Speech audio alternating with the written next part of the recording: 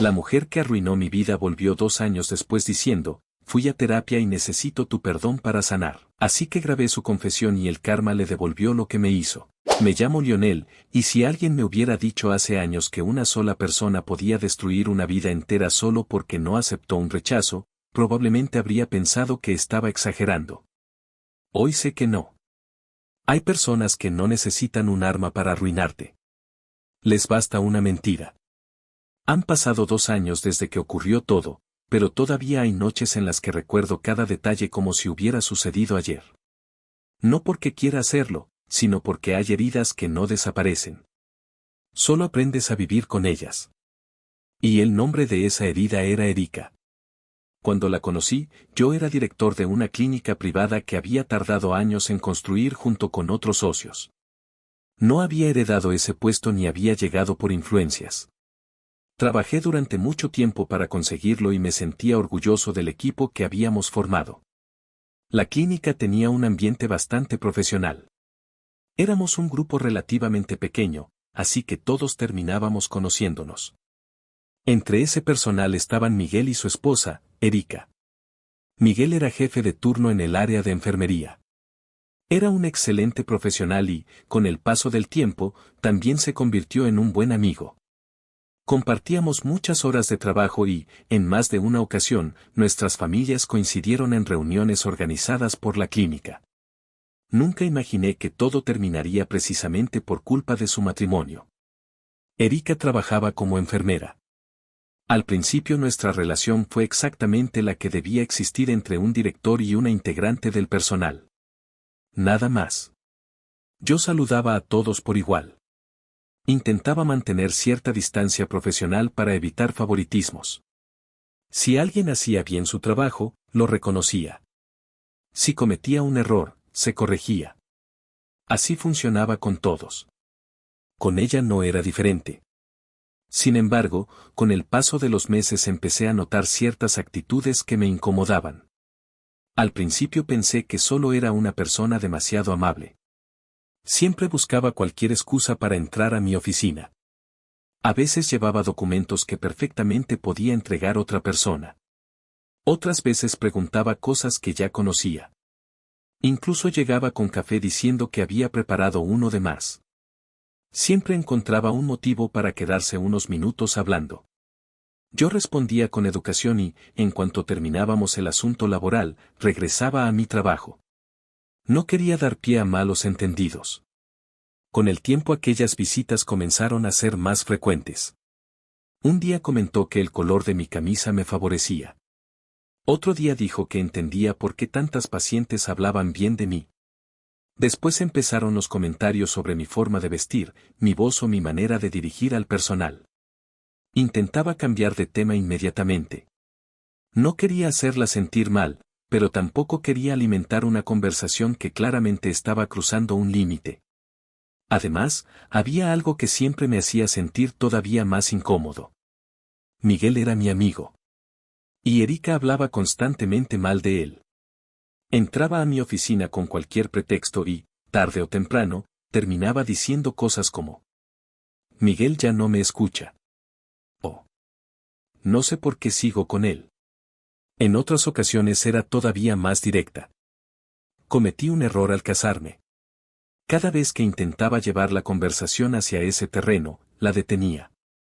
Esos son asuntos que deben resolver ustedes dos. Ella sonreía como si esperara otra respuesta. Pensé que me entenderías. No me corresponde opinar sobre tu matrimonio. Nunca fui más allá de eso. Jamás le dije una palabra negativa sobre Miguel. Ni una. Precisamente porque era mi amigo. Si tenían problemas, debían resolverlos entre ellos. Yo no iba a convertirme en una tercera persona dentro de su relación. Con el tiempo empecé a evitar quedarme a solas con Erika. Si veía que ella iba entrando a mi oficina sin necesidad, dejaba la puerta completamente abierta. Si había reuniones, procuraba que siempre hubiera alguien más presente. No era porque sospechara algo grave. Simplemente sentía que aquella situación empezaba a resultar incómoda. Nunca imaginé que esa decisión terminaría salvándome de algo mucho peor. Recuerdo perfectamente el día que todo cambió. Había terminado una reunión con varios médicos. La mayoría salió hacia consulta. Yo regresé a mi oficina para revisar unos informes antes de una videollamada. Pensé que estaría solo. Apenas cerré la puerta escuché que alguien tocaba. Ni siquiera esperó mi respuesta. Era Erika. Llevaba una carpeta en la mano. ¿Tienes un minuto? Suspiré. Adelante. Entró y dejó la carpeta sobre el escritorio. Revisé rápidamente los documentos. Todo estaba correcto. Gracias. Pensé que se marcharía. Pero permaneció inmóvil. ¿Necesitas algo más? Negó con la cabeza. Solo quería hablar. Miré el reloj. Tengo una reunión en unos minutos. Ella sonrió. Será rápido. Volvió a sacar el mismo tema. Que estaba cansada de su matrimonio. Que Miguel ya no la hacía feliz. Que sentía que había desperdiciado años de su vida. Yo permanecía en silencio. Cuando terminó, respondí exactamente lo mismo de siempre. Debes hablar todo eso con tu esposo. Su expresión cambió. Siempre respondes igual. Porque es la respuesta correcta. Ella dio un paso hacia el escritorio. ¿Nunca has pensado que merezco algo mejor? No entendía hacia dónde quería llevar la conversación. No voy a opinar sobre eso. Otro paso. ¿Y si te dijera que me gustas? Aquellas palabras hicieron que me pusiera inmediatamente de pie. Erika. Mi tono fue completamente serio. Esta conversación termina aquí. Ella me observó durante unos segundos. ¿Ni siquiera vas a responder? Sí. Respiré profundamente. No me interesas de esa manera. Hubo un silencio incómodo. Pensé que entendería el mensaje. Me equivoqué. Durante las semanas siguientes empezó a buscarme todavía más. Los mensajes relacionados con el trabajo se convertían rápidamente en conversaciones personales. Si coincidíamos en un pasillo siempre intentaba quedarse hablando. Yo respondía únicamente lo necesario. Cada vez era más evidente que estaba intentando acercarse. Hasta que ocurrió algo que todavía hoy me cuesta recordar. Era un viernes por la tarde. La mayoría del personal ya se había retirado. Yo seguía en la oficina terminando unos informes. La puerta estaba cerrada. Escuché que llamaban. Adelante. Pensé que sería algún médico. Pero era Erika. Entró sin decir una palabra. Cerró la puerta detrás de ella. Aquello ya me pareció extraño. ¿Ocurre algo? No respondió. Caminó lentamente hasta quedar frente a mi escritorio. Entonces dejó caer una bata que llevaba sobre los hombros. Sentí un impacto inmediato. Estaba completamente desnuda debajo de la bata. Durante un segundo me quedé inmóvil por la sorpresa. Después reaccioné. Giré inmediatamente la vista hacia otro lado. ¿Qué estás haciendo? Ella dio un paso hacia mí. Lo que debía hacer hace mucho tiempo. Mi voz sonó mucho más firme que nunca. Vístete ahora mismo. Escúchame primero. No. Señalé la puerta sin mirarla. Ponte la bata y sal de mi oficina. Hubo unos segundos de silencio. ¿De verdad vas a rechazarme? Respiré profundamente. Sí. ¿Ni siquiera me vas a mirar? No. Escuché cómo recogía la bata del suelo. Pensé que finalmente se iría. Pero antes de salir pronunció unas palabras que nunca olvidaré. Su voz ya no sonaba dolida. Sonaba llena de rabia. Te vas a arrepentir toda tu vida de haber hecho esto. Levanté la vista por primera vez desde que había entrado. Ella ya estaba completamente cubierta con la bata. Me sostuvo la mirada unos segundos. Después abrió la puerta. Y se marchó dando un fuerte portazo. Me quedé solo en la oficina intentando comprender lo que acababa de pasar. En ese momento pensé que simplemente era una amenaza nacida del orgullo. Jamás imaginé que aquellas palabras no eran un impulso de enojo. Eran una promesa. Y, lamentablemente, Erika estaba decidida a cumplirla. Aquella tarde no pude concentrarme en absolutamente nada. Las palabras de Erika daban vueltas una y otra vez en mi cabeza. Te vas a arrepentir toda tu vida de haber hecho esto. Quería convencerme de que solo había hablado desde el enojo, que al día siguiente volvería al trabajo y actuaría como si nada hubiera pasado. Pero había algo que no me dejaba tranquilo. No era una simple incomodidad. Era la sensación de que acababa de cruzar un punto del que ya no habría vuelta atrás. Esa noche apenas dormí. Durante horas pensé en Miguel. Era mi amigo. Si la situación hubiera sido al revés, yo habría querido saber lo que estaba ocurriendo. Sin embargo, también entendía lo delicado del asunto. Si le contaba lo sucedido sin ninguna prueba, podía parecer que yo intentaba destruir su matrimonio.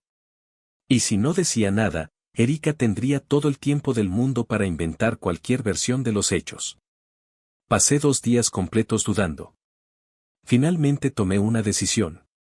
Hablaría con Miguel antes de que alguien más lo hiciera. Le envié un mensaje. ¿Podemos hablar mañana temprano? Es importante. Respondió pocos minutos después. Claro. ¿Dónde? Preferí evitar la clínica. No quería que otros empleados escucharan una conversación tan delicada. Le dije que pasara por mi casa antes de entrar a trabajar. Aceptó sin hacer preguntas. Aquella noche preparé mentalmente todo lo que iba a decir. Pensaba contarle exactamente lo ocurrido. Sin exageraciones. Sin insultos. Solo los hechos. Esperaba que, al conocerme desde hacía tantos años, al menos me escuchara antes de sacar conclusiones. Qué equivocado estaba. A la mañana siguiente me levanté antes de que sonara la alarma. Preparé café.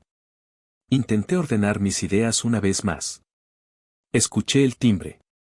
Miré el reloj. Era Miguel. Respiré profundamente. Abrí la puerta. Ni siquiera tuve tiempo de saludarlo. Sentí un golpe directo en el rostro. Caí hacia atrás completamente desorientado. Antes de poder levantarme recibí otro golpe. Y otro más. Miguel estaba fuera de sí. Nunca lo había visto de esa manera. Intenté cubrirme. Miguel. No me dejó terminar. Me sujetó de la camisa y volvió a golpearme. Eres un imbécil. Otro golpe. Mal amigo. Intenté apartarlo. Escúchame. No sirvió de nada. Seguía golpeándome mientras gritaba. Erika ya me lo contó todo. Sentí otro puñetazo. ¿Cómo te atreves? Intentaba hablar. Pero apenas abría la boca recibía otro golpe. ¿Cómo te atreves a proponerle eso? Yo apenas podía entender lo que decía. Y encima amenazarla con despedirla si no aceptaba. Aquellas palabras me dejaron completamente inmóvil. ¿Eso era lo que Erika le había contado? Intenté responder. ¿Beso no? No terminé la frase. Otro golpe. No vuelvas a hablarme. Finalmente logró soltarse y dio unos pasos hacia atrás. Respiraba con dificultad. Me señaló con el dedo. Pensé que eras mi amigo. Su voz estaba llena de rabia. Resultaste ser la peor basura que he conocido. Se dio la vuelta. Subió a su automóvil. Y se marchó.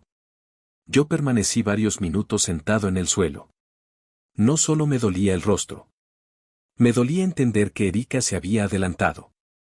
Había construido una historia completa antes de que yo pudiera decir una sola palabra. Y Miguel la había creído. Entré nuevamente a mi casa. Me limpié la sangre del labio. Pensé incluso en no ir a trabajar ese día. Pero decidí hacerlo. Creía que todavía podía aclarar las cosas. Jamás imaginé lo que estaba por encontrar.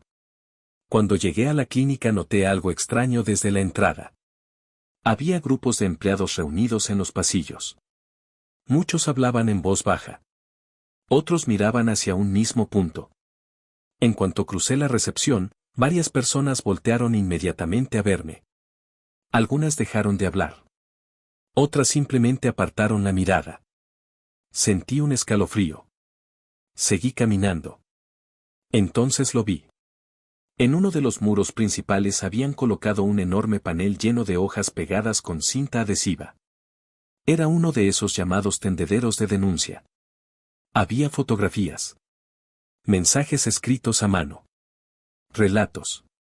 Acusaciones. Varios nombres. Varios rostros. Algunos pertenecían a personas que trabajaban en otras áreas. Otros ni siquiera los conocía. Y, justo en el centro del panel, estaba mi fotografía. Una fotografía institucional de la clínica. Debajo había un texto escrito con letras grandes. Director que utiliza su cargo para acosar al personal femenino. Sentí que el mundo se detenía. Me acerqué sin poder creer lo que estaba viendo. Había varias hojas más. En una aparecía el supuesto relato de Erika. Decía que yo la había citado en mi oficina para hacerle propuestas sexuales. Que le había insinuado beneficios laborales. Y que, al negarse, la había amenazado con despedirla. Pero aquello no era todo. Había otros 4 testimonios. Firmados únicamente con nombres de pila. Mujeres que afirmaban haber vivido situaciones similares conmigo. Al leerlo sentí un vacío enorme. Nunca había visto esos relatos. No reconocía varias de las situaciones descritas. Algunas ni siquiera coincidían con fechas en las que esas personas habían trabajado allí. Y todavía faltaba el golpe más fuerte. En una esquina del panel había otro testimonio. Esta vez firmado por una supuesta paciente. Decía que años atrás yo había tenido conductas inapropiadas durante una consulta y que, además, había actuado con negligencia médica. Aquello ya no solo atacaba mi reputación como director. Atacaba toda mi carrera profesional. Sin pensarlo 2 veces comencé a arrancar las hojas. No podía permitir que semejantes mentiras siguieran expuestas. Apenas retiré las primeras, varias personas empezaron a gritar. Déjalo. No tapes la verdad. Acosador. Sentí como alguien me sujetaba del brazo. Era una enfermera. Nunca habíamos tenido un solo problema. Sin embargo, me miraba con desprecio. ¿Ahora quieres esconder lo que hiciste? Todo eso es mentira. Mi voz apenas se escuchaba entre los gritos. Claro que vas a decir eso. Otra persona comenzó a grabarme con el teléfono. Alguien más volvió a gritar. Acosador. Y después otro. En cuestión de segundos varias voces repetían exactamente la misma palabra. Intenté explicar lo ocurrido. Nadie quiso escuchar. Cada vez que intentaba hablar me interrumpían. La situación se volvió completamente incontrolable.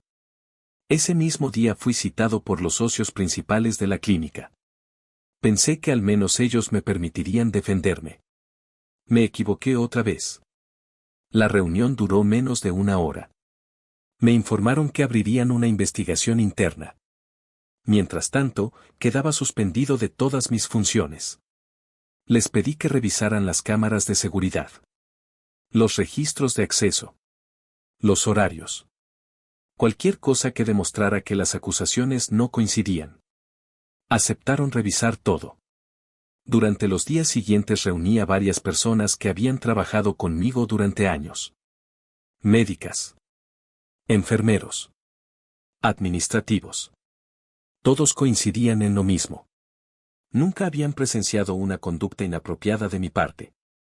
Algunos incluso declararon formalmente que siempre mantenía la puerta abierta cuando atendía al personal femenino y que procuraba evitar reuniones privadas innecesarias. Pensé que aquello sería suficiente. Pero no lo fue. La presión pública aumentaba cada día. Las fotografías del tendedero comenzaron a circular por redes sociales. Mi nombre aparecía acompañado de palabras como acosador y depredador. La clínica empezó a recibir críticas. Algunos pacientes cancelaban sus citas. Otros exigían mi salida. Una semana después recibí la llamada que terminó de destruir todo aquello por lo que había trabajado durante tantos años. Los socios habían tomado una decisión. No importaban los testimonios a mi favor. No importaba la ausencia de pruebas materiales. No importaba mi trayectoria. Según ellos, mi permanencia estaba dañando la imagen de la clínica. Por eso, me comunicaron que quedaba despedido de mi cargo como director. Ese día no solo perdí mi trabajo. Perdí mi reputación, mi carrera y la vida que había construido durante años, todo por una mentira que apenas comenzaba a mostrar el verdadero alcance del odio que Erika sentía hacia mí. Perder el puesto de director fue solo el comienzo. Durante las semanas siguientes descubrí que una acusación falsa no termina cuando te despiden. Continúa persiguiéndote. Actualicé mi currículum y empecé a enviar solicitudes a distintas clínicas y hospitales. Tenía años de experiencia, referencias profesionales y una trayectoria que, hasta ese momento, había sido impecable. Al principio pensé que encontraría trabajo relativamente rápido. Me equivocaba. Algunas instituciones nunca respondían. Otras me llamaban para una entrevista. Pero todo cambiaba cuando buscaban mi nombre en Internet. Las fotografías del tendedero seguían apareciendo. Las publicaciones donde me llamaban acosador seguían compartiéndose. Las acusaciones falsas continuaban ahí. Nadie quería arriesgarse. Nunca me decían directamente que era por eso. Simplemente recibía el mismo mensaje una y otra vez. Hemos decidido continuar con otro candidato. Al principio intenté convencerme de que era casualidad. Después comprendí que mi carrera había quedado marcada. Los problemas tampoco terminaban fuera del ámbito laboral. Mi dirección había circulado en redes sociales. Nunca supe quién la publicó. Pero comenzaron a aparecer personas frente a mi casa. Algunas dejaban carteles insultándome. Otras gritaban desde la calle. En una ocasión encontré la fachada cubierta con pintura y frases ofensivas. Otra noche alguien golpeó la puerta durante varios minutos y huyó antes de que pudiera abrir. La policía levantó un reporte. Nunca encontraron a los responsables. Llegó un momento en que ya no podía vivir tranquilo. Cada vez que escuchaba un automóvil detenerse frente a mi casa pensaba que volverían. Cada vez que sonaba el timbre sentía ansiedad. Finalmente tomé otra decisión que jamás imaginé tener que tomar. Vendí la casa. Me mudé a otra ciudad. No porque quisiera empezar de nuevo, sino porque ya no podía seguir viviendo donde todos me señalaban sin conocer la verdad. Con el paso del tiempo las redes sociales encontraron otro tema del que hablar. Las personas dejaron de mencionar mi caso. El escándalo desapareció. Pero mi reputación nunca se recuperó. Las publicaciones seguían existiendo. Y para cualquiera que buscara mi nombre, aquellas mentiras seguían siendo la primera impresión. Durante varios meses estuve completamente perdido. Hasta que mi padre me llamó. Toda su vida había trabajado como mecánico. Tenía un pequeño taller que había levantado con mucho esfuerzo. Nunca había querido que yo siguiera ese camino. Siempre decía que había estudiado para tener oportunidades mejores que las suyas. Pero fue él quien terminó tendiéndome la mano cuando nadie más lo hizo. Me dijo algo que jamás olvidaré. Mientras descubres qué hacer, aquí siempre tendrás trabajo. Acepté. Los primeros días fueron difíciles. Pasar de dirigir una clínica a cambiar embragues y reparar motores fue un golpe enorme para mi orgullo. Pero también fue una lección. Mi padre nunca me trató con lástima. Me enseñó desde lo más básico. Cómo escuchar un motor. Cómo identificar una avería. Cómo tratar correctamente a los clientes. Con el tiempo terminé disfrutando aquel trabajo mucho más de lo que imaginaba. Era sencillo. Honesto.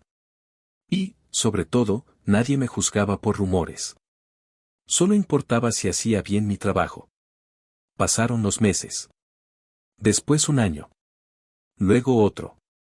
Ahorré todo lo que pude. Hasta que finalmente abrí mi propio taller. No era grande. Ni lujoso. Pero era mío. Y por primera vez en mucho tiempo sentía que estaba reconstruyendo algo que me habían quitado. 2 años después de que Erika destruyera mi vida, ocurrió algo que jamás esperé. Era una mañana tranquila. Estaba revisando el sistema de frenos de un automóvil cuando escuché otro vehículo entrar al taller. Levanté la vista. Sentí un escalofrío inmediato. Era ella. Erika. Habían pasado 2 años. Pero la reconocí al instante. Ella también me vio. Durante unos segundos ninguno habló. Después bajó del automóvil. Se acercó lentamente. Sonrió con cierta incomodidad. Vaya. Miró alrededor. ¡Qué casualidad! No respondí. Ella respiró profundamente. Justo estaba pensando en ti hace unos días. Seguí en silencio. Y ahora aparezco aquí. Sonrió otra vez. Supongo que es una señal. La observé sin expresar absolutamente nada. ¿Qué necesitas? Su sonrisa desapareció. Bajó la mirada. Hablar contigo. Negué inmediatamente. No. Por favor. No. Se quedó inmóvil unos segundos. Luego dijo algo que jamás imaginé escuchar. Quiero pedirte perdón. No respondí. Continuó hablando. He ido a terapia durante mucho tiempo. Sentí una mezcla de rabia y desprecio. Ella respiró profundamente. Mi terapeuta dice que debo enfrentar el daño que hice. Levantó la vista. Necesito tu perdón para sanar. Aquellas palabras me produjeron una indignación difícil de describir. ¿Mi perdón? ¿Después de todo lo que había perdido? Ella siguió hablando. Sé que cometí errores. Errores. Así los llamó. Como si hubiera roto un objeto. Como si hubiera olvidado una fecha importante. No. Ella había destruido una vida. Me obsesioné contigo. Continuó. Cuando me rechazaste. Se quedó callada unos segundos. Sentí mucha rabia. La miré fijamente. Por primera vez estaba diciendo exactamente lo que siempre había sabido. Ella siguió hablando sin darse cuenta. Inventé cosas. Pensé que solo perderías el puesto. Nunca imaginé que todo crecería tanto. Respiré lentamente. No quería interrumpirla. Ella seguía confesando. Las demás aceptaron ayudarme. Algunas ni siquiera te conocían bien. Solo querían apoyarme. Sentí un nudo en el estómago.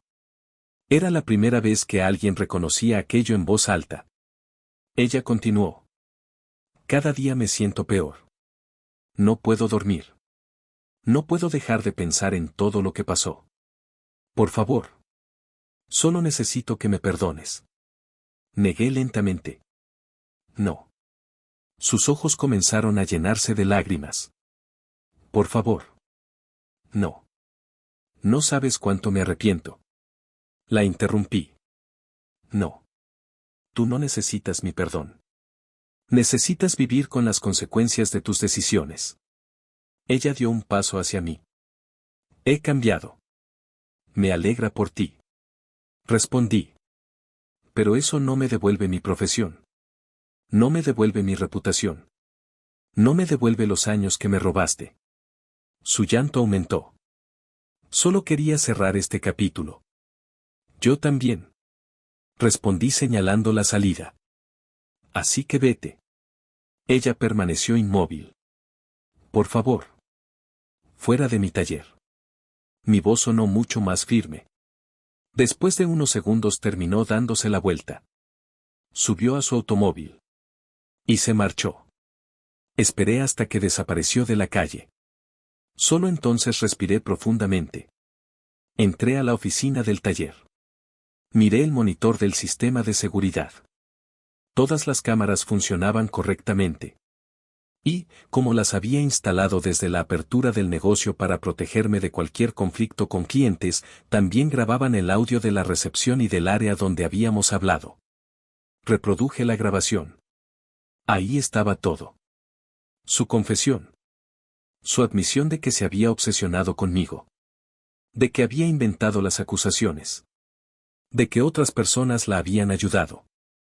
De que todo comenzó porque no aceptó un rechazo. Por primera vez en 2 años tenía algo que nunca había tenido. La verdad, grabada con su propia voz. Había esperado 2 años para que alguien dijera la verdad. Y, al final, fue ella misma quien terminó confesándolo todo. Mi primera reacción no fue pensar en demandarla. Tampoco en publicar el video. Ni siquiera en limpiar mi nombre. La primera persona que vino a mi mente fue Miguel. Durante 2 años lo odié por haberme golpeado, por no escucharme y por creer una mentira sin darme la oportunidad de defenderme. Pero, al mismo tiempo, seguía recordando al amigo que había sido durante tantos años. Los viajes de trabajo. Las guardias interminables. Las comidas después de terminar un turno complicado. Había perdido mucho más que un empleo. Había perdido a quien consideraba mi hermano. El problema era que Miguel me había bloqueado de todas partes. No tenía su número. No podía escribirle. Así que hice algo que jamás pensé que haría. Creé una cuenta nueva de Facebook. Busqué su perfil. Seguía utilizando la misma fotografía. Durante varios minutos dudé si enviarle el video. Finalmente respiré hondo y escribí únicamente una frase. No espero que me respondas. Solo mira el video completo. Adjunté la grabación. Después cerré la aplicación. Pensé que nunca contestaría. Sin embargo, menos de una hora después llegó un mensaje. Solo decía: ¿Dónde estás? Necesito hablar. No había insultos. No había preguntas. Solo esa frase. Le respondí con la dirección del taller. No volvió a escribir. Aquella noche apenas pude dormir. No sabía qué esperar. Quizá vendría a disculparse. Quizá vendría otra vez a golpearme. O quizá simplemente quería confirmar que el video era auténtico. A la mañana siguiente escuché un automóvil detenerse frente al taller. Levanté la vista. Era Miguel. Bajó lentamente del vehículo. Apenas dio unos pasos hacia mí comprendí que algo había cambiado. Tenía los ojos completamente rojos. Parecía no haber dormido en toda la noche. Cuando llegó frente a mí permaneció varios segundos sin hablar. De repente rompió en llanto. Nunca había visto llorar a Miguel. Ni siquiera cuando perdió a su padre. Y, sin embargo, ahí estaba. Llorando como un niño. Perdóname. Aquella fue la primera palabra que pronunció. Yo permanecí en silencio. Volvió a repetirla. Perdóname. Se cubrió el rostro con ambas manos. No sabes cuánto lo siento. Respiró profundamente intentando tranquilizarse. Siempre sentí que había algo raro. Lo miré fijamente. Continuó hablando. Había detalles que no cuadraban. Decía una cosa un día y otra distinta después. Pero cada vez que intentaba preguntarle, levantó la mirada. Ella lloraba. Su voz volvió a quebrarse. Lloraba diciendo que tú habías intentado destruirla. Que la habías amenazado. Que tenía miedo de volver a la clínica. Negó con la cabeza. ¿Y yo? Apretó los puños. Yo me dejé llevar por la rabia. Durante unos segundos ninguno habló. Finalmente dijo algo que me golpeó más que cualquier puñetazo de aquella mañana 2 años atrás. Tú eras mi mejor amigo. Sentí un nudo en la garganta. Y aún así elegí creerle a ella sin darte siquiera 5 minutos para explicarte. Respiró profundamente. He vivido con ese remordimiento desde entonces. No respondí. Él continuó. Cuando vi el video. Hizo una pausa. Sentí que se me vino el mundo encima. Bajó nuevamente la cabeza. Todo este tiempo defendía a la persona equivocada. Después levantó la vista y añadió. Ella destruyó tu vida. Y yo la ayudé. Por primera vez en 2 años sentí que el peso que había cargado comenzaba a disminuir. No porque el daño desapareciera. Sino porque, al fin, alguien reconocía la verdad. Miguel permaneció unos segundos en silencio. Después dijo algo que me preocupó. Hay cosas que nunca le conté a nadie. Fruncí el ceño. ¿Qué cosas? Negó lentamente. Es mejor que no lo sepas. Miguel. Volvió a interrumpirme. Solo puedo decirte una cosa. Miró hacia el estacionamiento. Cuando tú te fuiste, yo terminé ocupando tu lugar. Sentí un escalofrío. Me nombraron director de la clínica. Aquello explicaba muchas cosas. Él respiró profundamente. Y durante estos 2 años descubrí información que nadie más conoce. Lo observé en silencio. Información que puede hundir definitivamente a Erika. Hizo una pausa. Pero también me hundirá a mí. Intenté preguntarle de qué estaba hablando. No quiso responder. Solo sonrió con una tristeza enorme. Me dio un abrazo inesperado. Un abrazo largo. Pesado. Como si fuera una despedida. Luego dijo algo que jamás olvidaré. Hermano. Su voz temblaba. Si no te vuelvo a ver. Se quedó unos segundos en silencio. Recuerda que te quiero. Sentí un vacío en el estómago. Él continuó. Y qué lástima que todo hubiera terminado así. Quise detenerlo. Preguntarle qué pensaba hacer. Pero ya caminaba hacia su automóvil. Subió. Encendió el motor. Y se fue. Me quedé observando cómo desaparecía al final de la calle. Durante el resto del día no pude concentrarme. Aquellas palabras no dejaban de dar vueltas en mi cabeza. Si no te vuelvo a ver.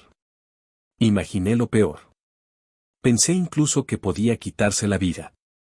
Esa noche casi no dormí. A la mañana siguiente desperté con decenas de llamadas perdidas. Encendí el televisor. Y entendí inmediatamente lo que había ocurrido. Todos los noticieros hablaban de la misma clínica donde yo había trabajado. Las autoridades habían realizado un operativo durante la madrugada. Varios directivos estaban siendo investigados. Entre ellos aparecían Miguel y Erika. Las investigaciones revelaron múltiples negligencias médicas que habían permanecido ocultas durante años. La que más conmocionó a la ciudad fue el caso de un parto gemelar. Según la investigación, uno de los bebés no había fallecido durante el nacimiento, como se informó oficialmente. Las grabaciones de seguridad y diversos registros indicaban que el recién nacido sufrió una caída durante la atención y posteriormente la documentación fue alterada para ocultar lo ocurrido. La fiscalía sostuvo que existían elementos para investigar responsabilidades penales por esos hechos y por otras presuntas irregularidades. Miguel también fue detenido.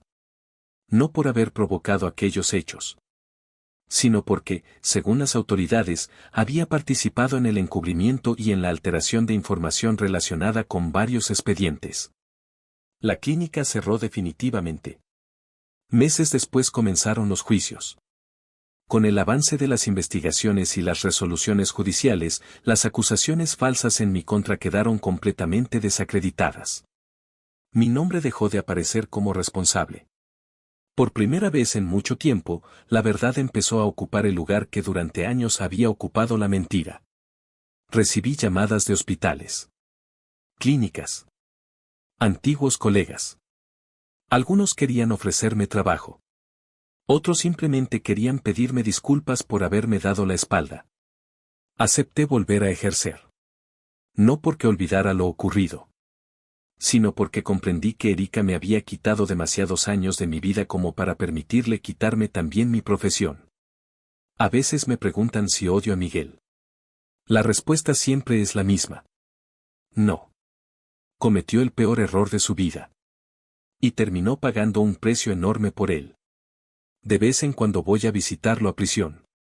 Hablamos poco. La mayoría de las veces permanecemos en silencio. No hace falta decir demasiado. Los dos sabemos que hubo decisiones que nunca podrán deshacerse. Cuando termina el horario de visita, siempre nos despedimos igual. Con un abrazo. Porque, pese a todo lo que ocurrió, sigo recordando al amigo que alguna vez tuve. Y aprendí una lección que jamás olvidaré. Una mentira puede destruir una vida en cuestión de días. Pero la verdad, aunque tarde años en llegar, siempre encuentra la forma de salir a la luz.